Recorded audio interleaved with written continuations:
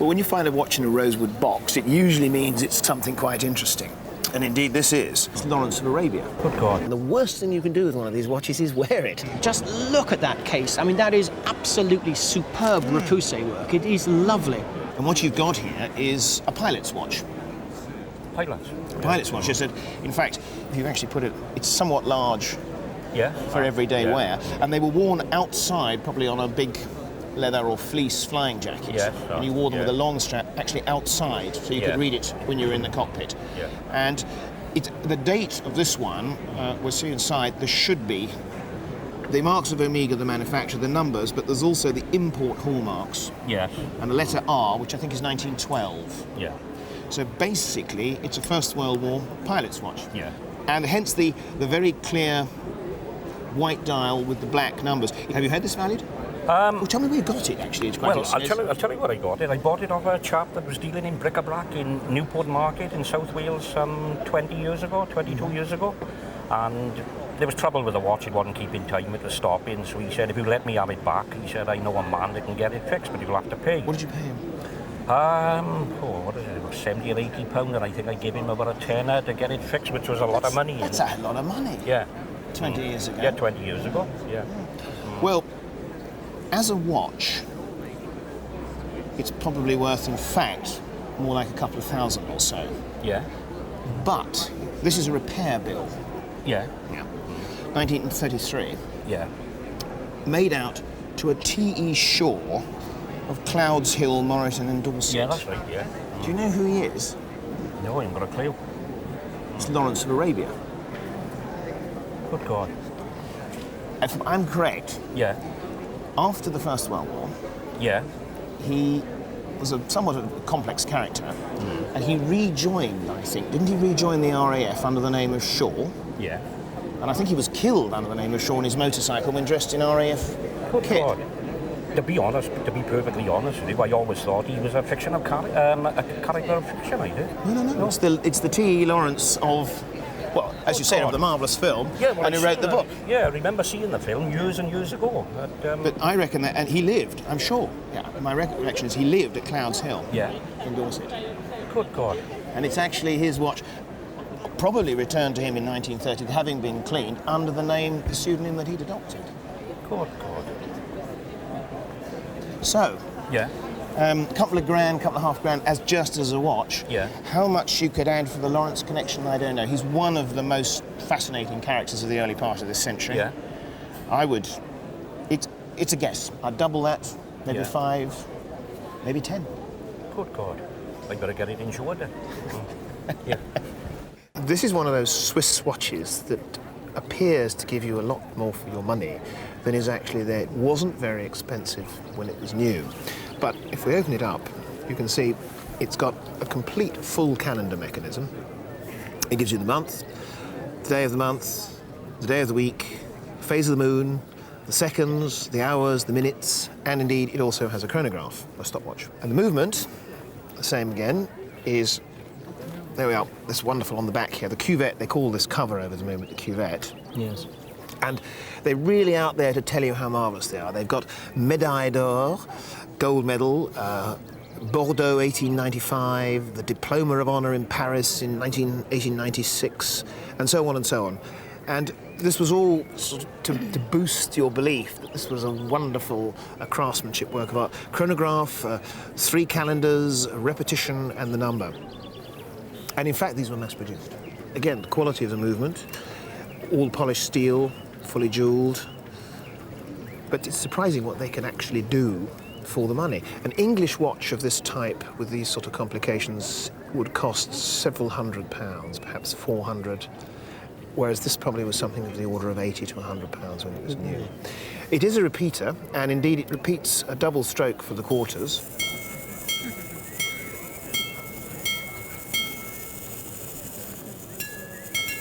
There we are.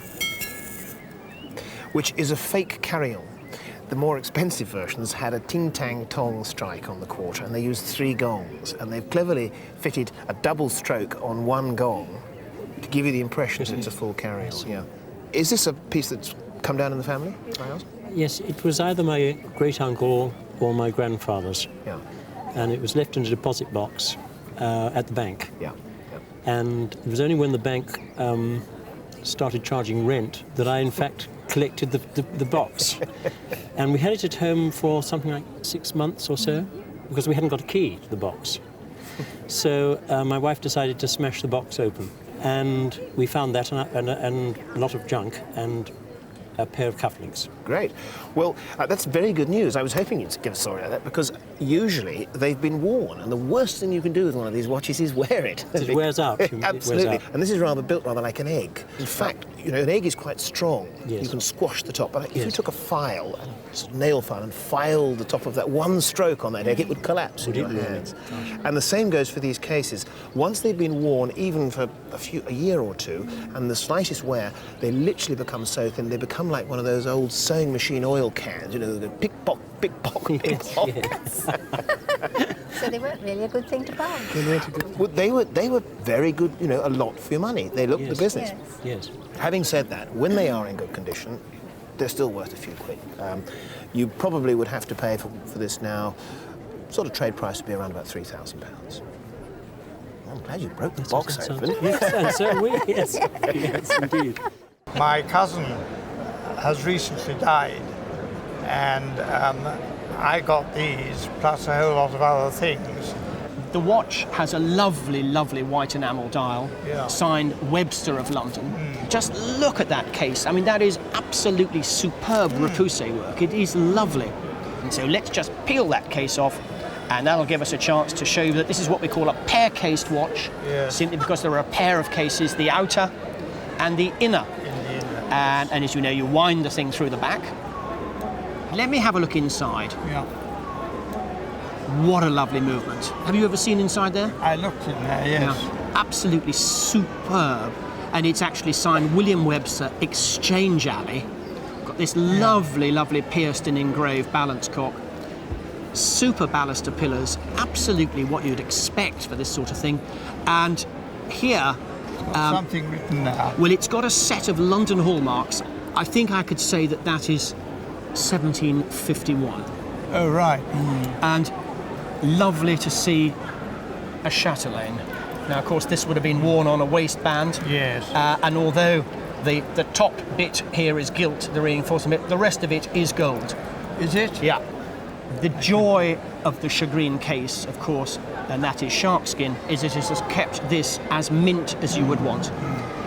The collectors of repoussé watches want these absolutely pristine in the way that coin collectors want no wear at all.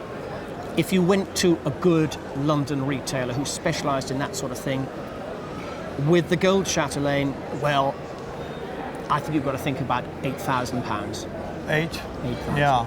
I'm sure you know that that is the crown monogram of Wilhelm II, Yes, I have heard the was, history of the watch. Yes. grandson of Queen Victoria. Yes. So how did a watch like this come into your possession? Presented to my father's uncle, William Phillips, for the rescue of some German sailors, mariners, on the high seas on the 13th of March, 1906. What a nice story. I have to say that the Germans and the Americans were always very generous with those sort of presentations. Yes.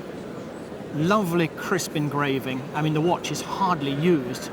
Very, Yes, that very is. mint condition. Let's open that outer. And there on the cuvette, we have a relief of the Kaiser himself, again underneath his crown. The watch I see here is 14 karat gold, Yes. and I would suggest to you that the Kaiser's head is going to be 18 karat. It's much yellower. Yes. And if we open that cuvette, it's almost certainly going to be riveted on the back. And again, you can just see that tiny little rivet where it's Yes. been held on from Yes, behind. in the centre of the watch, yes. Absolutely. But I have to tell you that the watch is Swiss, and it's Swiss throughout. Yes. It wasn't made in Germany. The slight giveaway, it's very, very small, but just there underneath the regulator is a Swiss cross. Yes.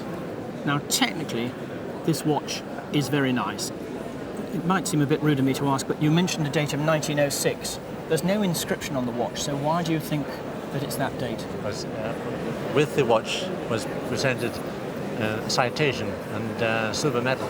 So you've got the whole history of the The whole presentation history there? of the presentation Oh, that's there. brilliant. that actually in many respects is nicer than just an inscription on the watch. Yes, indeed, yes. I suppose if it came up at auction now and a collector bought it, you'd probably get in the region of £1,500 with the citation as well. It's not a lot, No. but without that, the watch would be significantly less money. Well, when you find a watch in a rosewood box, it usually means it's something quite interesting. And indeed this is. First of all, we can tell straight away who the maker is without even opening the watch, because it's marked Albert Potter and Company. Now, he was an interesting man because he was an American, and although there were some extremely good American watchmakers, they were not known for making individual technical pieces. And Albert Potter, who I think his dates are something like 1836 to 1908, was one of the few American makers who's known for his individual watches, as against from the huge companies like Waltham and Elgin, who made many millions of very good watches, but not the individual craftsmanship. It's a strange thing for somebody to have. Can I ask where you, just family or? Family. It was in my husband's family. Cousin Henry, he was known, and he collected it. And so we've had it many years. You can see straight away the stunning quality, Mayerschall plates with this decoration on them, a beautiful quality balance wheel, and in fact it's actually got what they call a pivoted detent escapement. And the pivoted detent escapement was the final answer really to chronometers at sea. But they made very high precision pocket watches with the same escapement, and this is one of them. They are so rare that it would be a difficult one to know how much it would fetch, actually. You've got a figure in mind? Well, it was valued about 11 years ago for £15,000. It hasn't changed, surprisingly, that much. I would say now it should definitely be 20. Wonderful. The bracelet is 18 karat gold and it's got an English hallmark on it. The diamonds, which these are all the way around the outside, are what we term as Swiss or 8 cuts. That's to say they haven't got the same amount of facets as a full brilliant cut diamond. But having said that, the quality is exceptionally good, I think. But it's a nice watch. I mean, it was your mother's. No, actually, it was my grandmother's. My grandfather was on the Queen Mary when it first sailed, and the American woman was looking over the top, and her jewellery box fell down the side, and he had to climb over the side. He could have been killed, and he managed to salvage the jewellery box, and she gave him that in appreciation. How fantastic. Yes, it's a lovely story, isn't it? Yeah. So it's very sentimental, that one. Oh, I think it must be, yes. But I mean, a watch like that today, to go into a shop to try and buy one, to replace one like, it's going to cost you best part £3,000 or £4,000. Yes. Thanks for bringing it along. Thank you. Thank you. The only thing is I know it was handed down to my husband from his grandfather. Right. Okay, so basically you brought it here for him. Yeah, just some Okay. information. Fine. Well, it's a hunter case watch, as I think one can see, because it's obviously covered on both sides. If we open the front cover, it gets more interesting, because in fact, it's a calendar watch, and what's known as a full calendar watch, because it has the 4 dials, subsidiary dials, apart from the hours and minutes. At the bottom here, you've got the moon, the phase of the moon, which is actually an enamelled blue disc with gold stars and the moon inlaid. You have the day of the week, Monday, Tuesday, Wednesday. You have the month of the year, and you've got the date of the month. Now, what I'm about to tell you may actually not be correct. So I'm going to qualify it, and I'll explain why. There are only 2 levers to set the calendar. One down here, which actually advances the moon, and one up here, which advances the date. Now, usually that's the sign of a particular type of calendar, but without having a watchmaker's bench and taking the whole dial off, I cannot be 100% sure. It's got another interesting feature about it, and I'll explain those levers a bit further in a second, is if you look at the ring for the date, it doesn't actually go all the way around. So it's what is known as a retrograde flyback date. So I'll do this once, and watch very carefully. Okay, we click that lever over. 1, 2, 3, 4. And it's shot straight back. Retrograde, fly back, and at the same time, the month jumped. So instead of going all the way around, As a gets to normal one point, would do, yes. Yeah. It actually, it's winding itself up and kind of ratchet under the dial and then flicks back. It's just an added feature, but it's much rarer than the normal circular date. Usually these calendar watches have the 4 dials and the date just goes round and round in circles like the rest. Now, the second interesting point is when coming back to these two levers, when there are only two levers, usually there's a lever for this, a lever for that, a lever for that, a lever for that. So that means that every month you have to reset it. Yeah. But there are only two. One is doing the moon, which obviously doesn't go quite in the same cycle as we do, 29.5 days. And the other one sets the calendar. If there's only one lever setting the calendar, it's almost undoubtedly a sign of a perpetual calendar. So that means the watch will correct itself every month for the correct number of days, including the 29th of February every 4 years. Pretty clever. You getting there? Yeah. Providing, of course, you keep it wound up for 4 years. Yeah. But obviously, since they are connected together, effectively you can reset the watch forward to the correct time just by flicking on the lever. So, that is the most interesting part of it, actually, because when we open it up, I was rather hoping to see a wonderful engraved backplate with an English signature of some famous maker, but actually the backplate is very plain. And there's a couple of things I can tell you from that. The first is that the watch movement, certainly, and probably the whole watch, was made in Switzerland. Right. Now, the reason for that is one is the type of finish, which is a gilded, silvered finish rather than a gilded finish. It's actually frosted and silvered. And the second point, is a very small technical point, is you've got almost a cross-shaped section here, cross-shaped section, with 2 screws and 3 points. And that is the system for locking in the winding crown, and that is almost exclusively a sign of Swiss manufacture. So even without a signature, we can tell that it's Swiss-made. And the only other thing we have is the little marks in it, which are in there. Yes. Very Do you know what tiny. they We've tried to look at home under magnifying glasses and had friends around, but none of us got good enough eyesight to It's see actually, them. it's actually the English date letter hallmarks. Oh, right. It's 1880 is the date. So, interesting. Started off as a gold hunter and is now quite an unusual watch. Better give you a value. A subject to it being a perpetual calendar, and I'm pretty certain. I would say you're probably looking at somewhere, certainly 2, possibly 3,000.